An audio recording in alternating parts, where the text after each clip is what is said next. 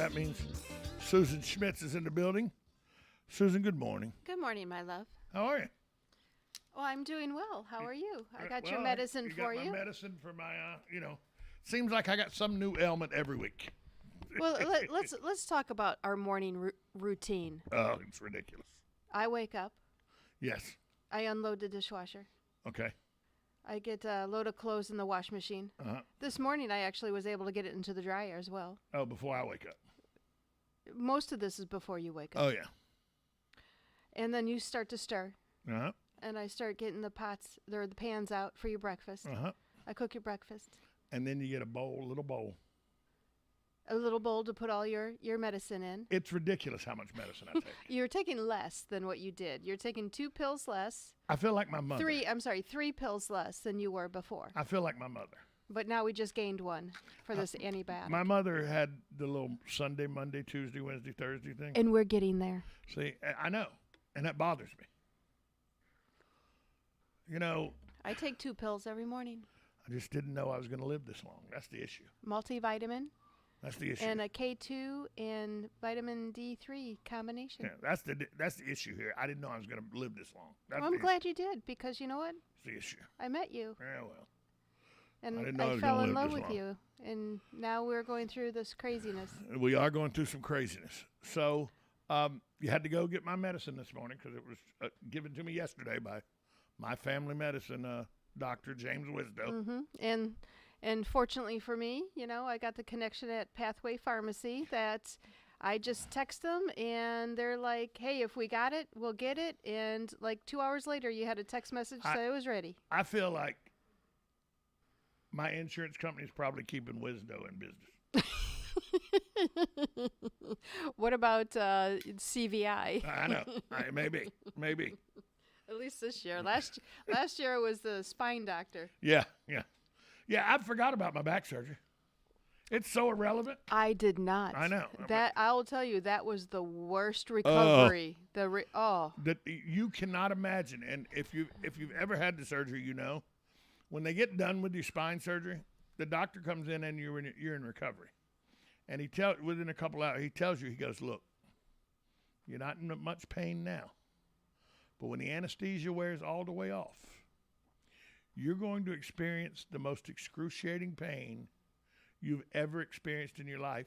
And it's going to last about 3 or 4 days. Now, in 3 or 4 days, the pain will go away and you'll feel amazing. But for 3 or 4 days, you're going to be in worse pain than you were before the surgery. And 3 or 4 days, the pain go away? Lies. Yeah, well, but it was... Well, it was not like that. It was manageable. It was manageable, yes. It was not manageable for the first 3 days. Oh. I mean, we tried to manage it. And I ended up hallucinating because I tried to manage it too much. Yes, I think I'm the only one that still brings up the fusion surgery because I had to take care of you. It was ridiculous. It was literally... It was scary. It was literally 72 to 96 hours of the worst time of my life. Like, I would wake up and the garage door was open. Why? Where were you going? Who I mean, I hid your car keys. So you had no idea where I was going. So you couldn't go anywhere. But what if you would have called Uber? And that's because I was on opioids. Oh, killed me. And then we went to the wonderful Dr. James Wisdo, and I said, no more. No more. And he gave us some other stuff. he said, okay, this is what you need to do. Yeah. To manage your pain. Because you were still in pain. We still had to manage that. But there was no managing it the first 3 or 4 days. And then I was as strict can be, just like I am now. It was ridiculous. With this. It was ridiculous. But now it's fantastic. I wake up in the morning, I can move. I don't have the time where my back seizes up on me. It's fantastic. It's really the fusion surgery really worked. Mm-hmm. I don't know if it's helped my golf game or not because I can't play golf because of all the other damn ailments that I've had. You played a couple of times.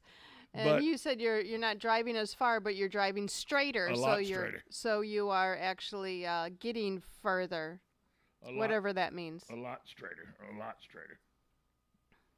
But you know what? This is after your shot yesterday, the antibiotic shot. Okay, let me tell you a funny thing about that shot. Okay. So I have, for those that don't know, I've gotten another ailment. But anyway, so I had to go get a shot yesterday. I went to my primary physician, had to get a shot. His wife told him to call and make the appointment, by the way. Can I just put that out there? The nurse comes in, with the needle. And she proceeds to tell me that I'm not going to like this. And I tell her, I've had water drained off my knee before. That needle ain't bothering me. She got to put it in the hip. She goes, no, it's not that. It's the medicine going in will burn really bad, and it's going to be uncomfortable. And tomorrow it'll even be worse. You probably won't be able to sit down. You're sitting. I'm sitting. So she comes up,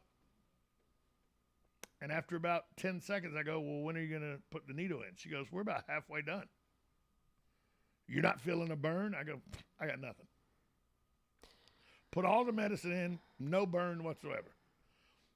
No injection site pain. Today I'm sitting there. I don't know.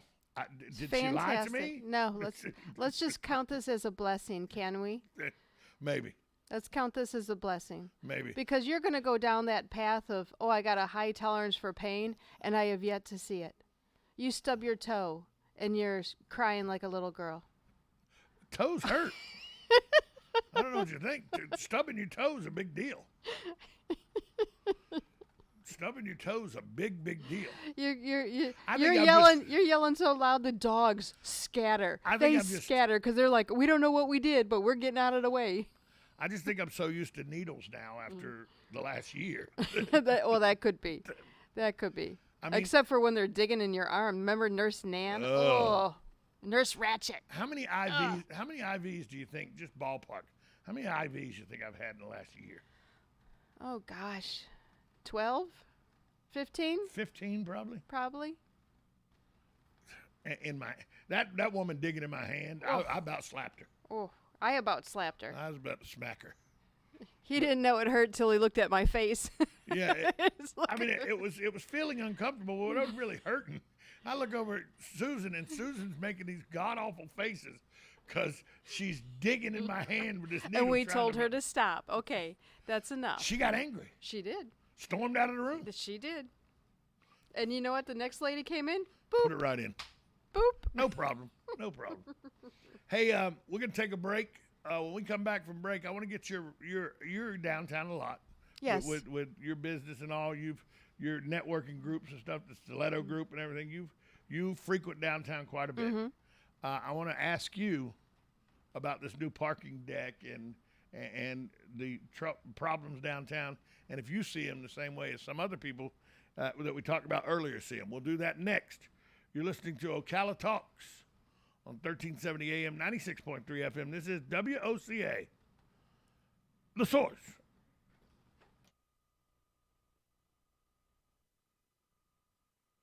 Are you or your loved one being released from a hospital and wondering how you'll manage? Inform your physician that you want to go to Palm Garden of Ocala at 2700 Southwest 34th Street for your rehabilitation. Palm Garden provides pain management, post-discharge follow-up, diabetic care, psychosocial support,